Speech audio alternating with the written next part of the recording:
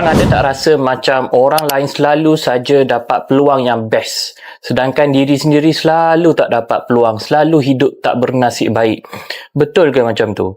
Kalau korang nak tahu, kemungkinan besar dah banyak kali peluang datang dalam hidup korang, tapi korang tak betul-betul ambil peluang tu.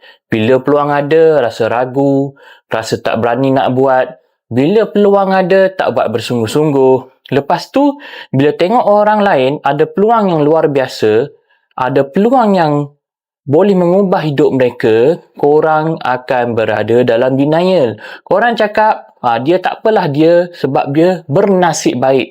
Padahal dah banyak kali peluang datang dalam hidup, tapi tak ambil peluang tu.